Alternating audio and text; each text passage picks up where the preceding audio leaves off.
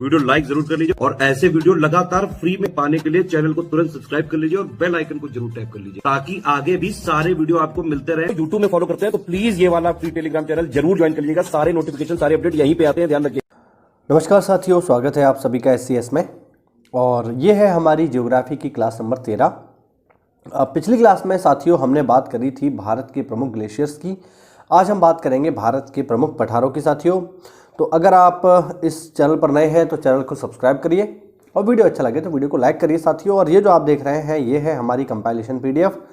और अगर आप इस PDF को प्राप्त करना चाहते हैं या SCS के किसी भी पेड ग्रुप को लेना चाहते हैं जैसे PCS, RO, BO के लिए, तो दिए गए नंबर्स पे कॉल करके आप हमसे जुड़ सकते हैं। ठीक है, तो चलिए बिना किसी देरी के शुरू करते हैं आज का ये टॉपिक। तो साथियों आज का टॉपिक है हमारा भारत के प्रमुख पठार। थोड़ा गला मेरा खराब है, सर्दी का प्रकोप है, तो थोड़ा सा मैनेज करिएगा। चलिए, टॉपिक है आज का हमारा भारत के प्रमुख पठार। तो देखो साथियों, पठार को पढ़ने से पहले जरा हम समझें कि पठार होता क्या है। देखो, 2-3 प्रकार के स्थलाकृतियाँ होती हैं। जैसे सबसे पहले होते हैं मैदान। मैदान बिल्कुल प्लेन होते हैं, ज़मीन में उतार चढ़ाव ना के बराबर होते हैं, बहुत कम होते हैं। ठीक है, बहुत सारा किलोमीटर आप जब चले जाओगे, है ना, 100, 200, 500 किलोमीटर चले जाओगे, तब ज़मीन में थोड़ा सा उतार चढ़ाव कुछ सेंटीमीटर का आपको देखने को मिलेगा। ये हो गए साथियों मैदान। फिर आता है नंबर क्या, फिर नंबर आता है पहाड़ों का। पहाड़ क्या है? पहाड़ मैदानों से काफ़ी ऊंची जगह है जिसमें हमेशा आपको एक टिप मिलेगी, आपको ऊपर की तरफ जो है एक पॉइंटी सतह मिलेगी, जिसको हम बोलते हैं ये है पहाड़। अब अगर हम बात करें साथियों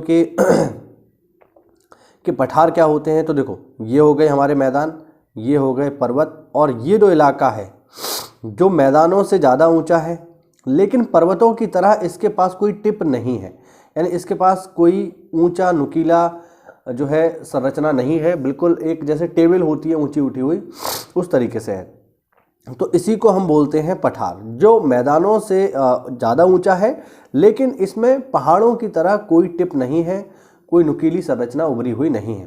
ठीक है ना, तो इसे हम बोलेंगे साथियों पठार। तो ये होता है पठार। उम्मीद करता हूँ आपको समझ में आया होगा।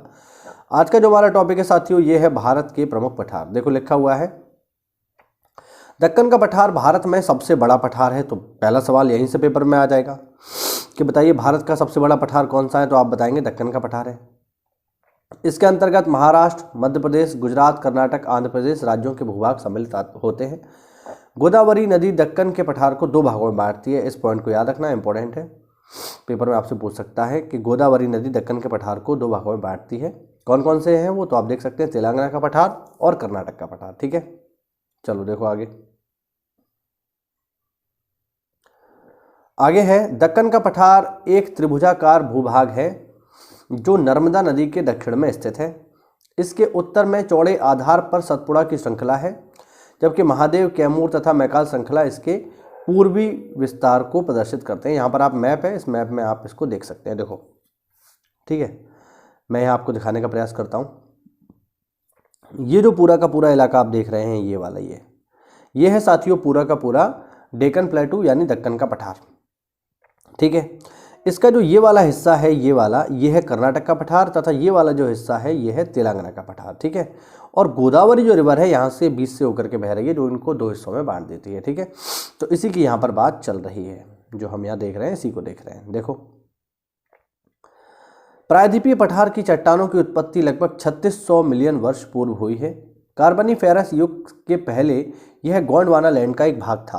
कार्बोनिफेरस युग के दौरान दामोदर, सोन, महानदी, गोदावरी बेसिन में कोयले का निर्माण हुआ, जबकि क्रिटेशियस युग के दौरान अत्यधिक ज्वालामुखी उद्गार से दक्कन ट्रैप का निर्माण हुआ। दक्कन ट्रैप, अब देखो दक्कन तो ये जगह के नाम से इसका नाम है। ट्रैप क्यों कहते हैं? ट्रैप इसलिए कहते हैं क्योंकि साथियों जब यहाँ पर ज्वालामुखी विस्फोट हुआ होगा, ठीक है, जब यहाँ पे ज्वालामुखी फटा होगा तो ज्वालामुखी से निकलने वाला जो लावा है उस लावा ने बहुत सारे जीव जंतुओं, पेड़ पौधों को अपने में समाहित कर लिया होगा, अपने में फंसा लिया होगा, इसीलिए इसको हम कहते हैं दक्कन ट्रैप। ट्रैप यानी एक तरीके का जाल है ये। ठीक है, बात समझ रहे हैं? हाँ, दक्कन ट्रैप का निर्माण लगभग 146 मिलियन वर्ष पूर्व हुआ। प्रायद्वीपीय पठार में चौड़ी छिछली घाटियाँ एवं गोलाकार पहाड़ियाँ हैं। इस पठार के 2 मुख्य भाग हैं। पहला है मध्य उच्च भूमि तथा दक्कन का पठार। आगे लिखा हुआ है नर्मदा नदी के उत्तर में स्थित मालवा के पठार के अधिकतर भागों को मध्य उच्च भूमि के नाम से जाना जाता है। मध्य उच्च भूमि पश्चिम में चौड़ी परंतु पूर्व में संकीर्ण है। संकीर्ण मतलब छोटी है। मध्य उच्च भूमि के पूर्वी भाग को स्थानीय रूप से बुंदेलखंड तथा बघेलखंड के नाम से जाना जाता है। जो इसका पूर्व विस्तार है, जो उत्तर प्रदेश का जो दक्षिणी हिस्सा है, उसी की बात यहाँ पर हो रही है। आगे देखिए, दामोदर नदी द्वारा अपवाहित छोटा नागपुर पठार मध्य उच्च भूमि का भाग है। याद रखेंगे, छोटा नागपुर का पठार किसके अंतर्गत आता है? मध्य उच्च भूमि के अंतर्गत आता है। यह पठार मुख्यतः झारखंड में, छत्तीसगढ़ के उत्तरी भागों में तथा पश्चिम बंगाल के पुरुलिया जिले में स्थित है। देखो, ऐसा मत सोच लेना कि छोटा नागपुर का पठार मतलब नागपुर में होगा, महाराष्ट्र में होगा, ऐसा नहीं है। ये कहाँ पर है? झारखंड, छत्तीसगढ़ और पश्चिम बंगाल में। दक्कन ट्रैप में काली मिट्टी पाई जाती है, काली मृदा पाई जाती है, जिसका निर्माण बेसाल्ट लावा के अपक्षय या अपरदन के फलस्वरूप हुआ है। आप लोग मुझे कमेंट करके बताइए कि काली मिट्टी किसकी फसल के लिए सबसे ज़्यादा उपयोगी है, किसकी फसल इसमें सबसे ज़्यादा होती है। चलो आगे देखो। अरावली पहाड़ियाँ प्रायद्वीपीय पठार के उत्तर पश्चिम किनारे पर स्थित हैं। ठीक है ना, जो उत्तर पश्चिम किनारा है वहाँ पर स्थित है। यानी अगर मैं यहाँ पर थोड़ा सा आपको बताने का प्रयास करूँ तो ये हो गया आपका प्रायद्वीपीय पठार, और इस इलाके में आपको मिलेंगी अरावली। ठीक है, इस तरीके से आगे लिखा हुआ है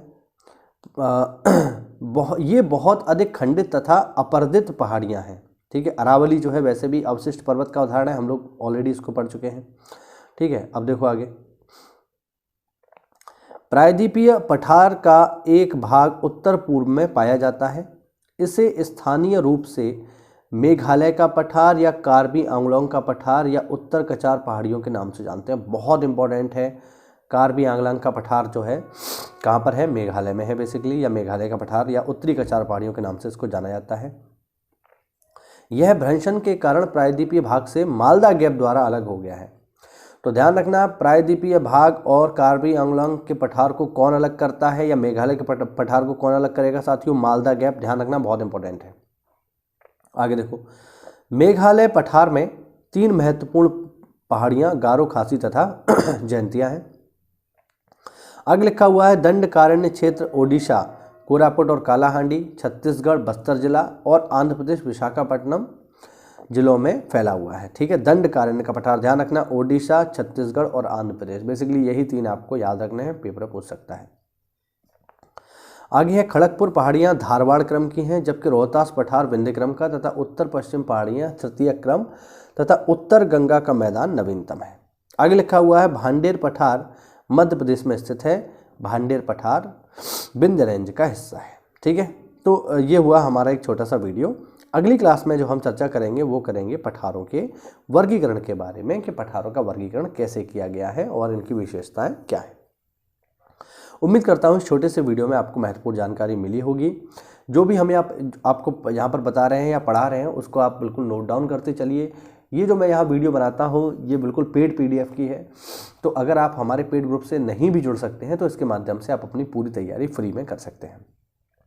कोई डाउट हो तो कमेंट के माध्यम से पूछिए। मिलते हैं अगली क्लास में, तब तक के लिए जय हिंद, जय भारत, वंदे मातरम।